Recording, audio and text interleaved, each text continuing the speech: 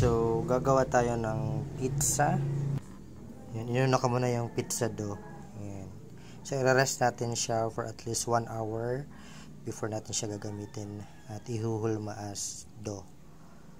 Pizza crust. Yan. Hindi ko na pinakita kung paano ko siya minix. So, ipapakita ko na lang sa huling video na ito ang kung paano gumawa ng dough. Okay, kung wala kayong mixer, pwede naman kamay na lang, no? Ayan, tinakpan ko na siya para mag-set na siya for at least 1 hour. Naman ang panangkap natin mamaya sa pizza, ang ating ketchup. Yan, tomato paste. Okay, niluto ko yan guys para mas masarap. Ang ating cheese. Pwedeng Eden cheese o kaya mozzarella cheese. Tapos ang ating tuna para mamaya. At itong footlong. Pwede naman hotdog kung gusto nyo po ng hotdog ang gawin. Pero sa akin footlong, tuna, cheese, at ito. Ang ating sauce. Okay. Masarap.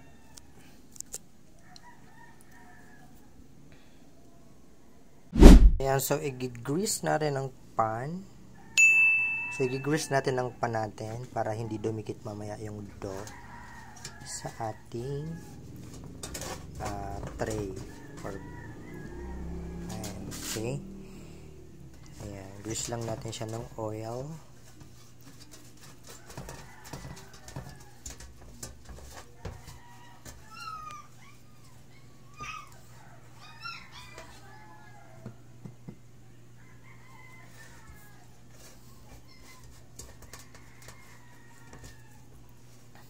Malapit ang umalsa yung ating dough.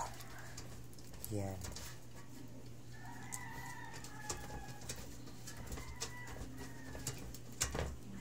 Okay.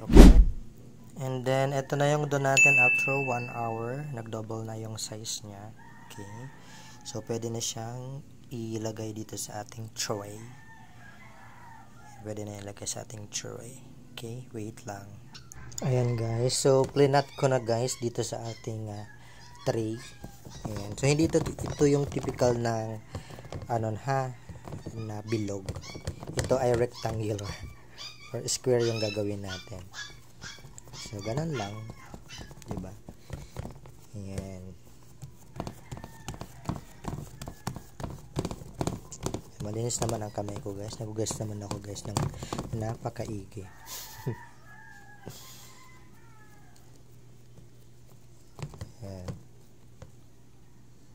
Tapos, ilalagay na natin yung sauce.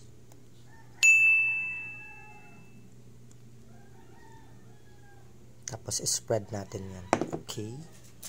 Ayan, spread lang natin yan mga guys.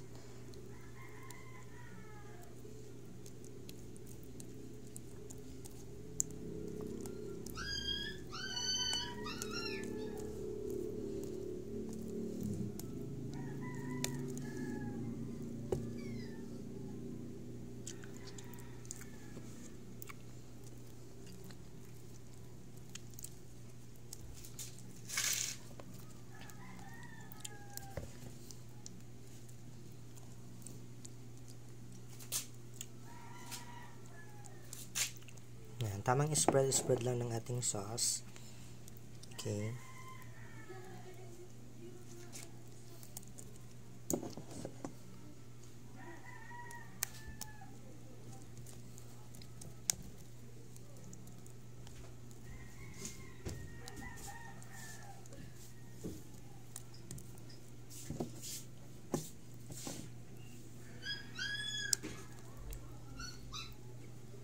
Ilagay na natin yung cheese.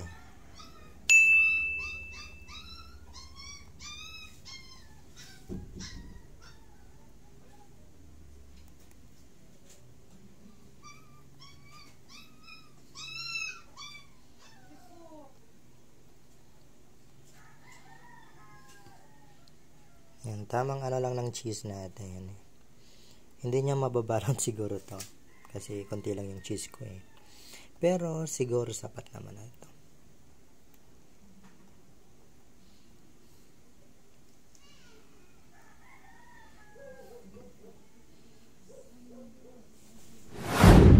Nilagay ko na yung putlaw. Maliliit lang kasi siya, guys. Putlong. Diba? Ganun kaganda. Sunod naman natin po ay ang ating tuna. Ayan. Tapos, spread lang natin siya.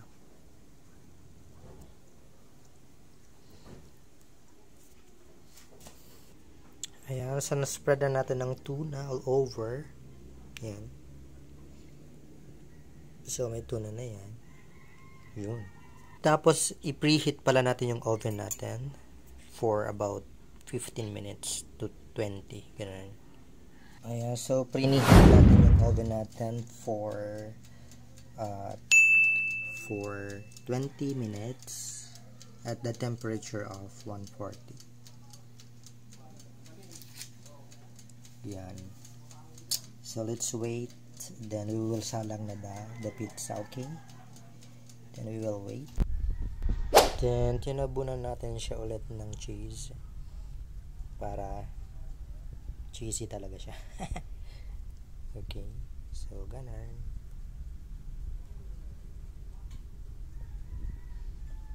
Para masarap siya, guys. Maraming cheese.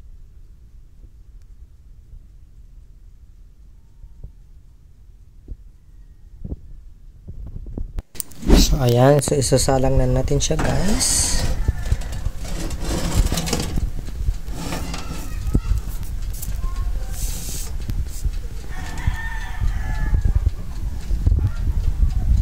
Salang na natin siya. And 4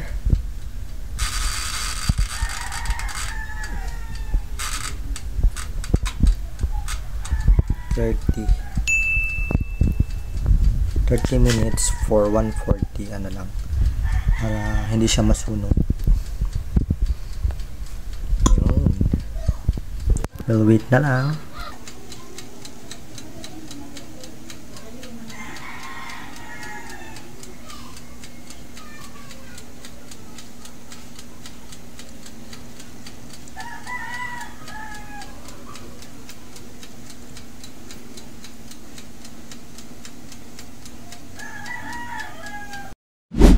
Ayan. So guys, tapos na pala yung ating binake na pizza.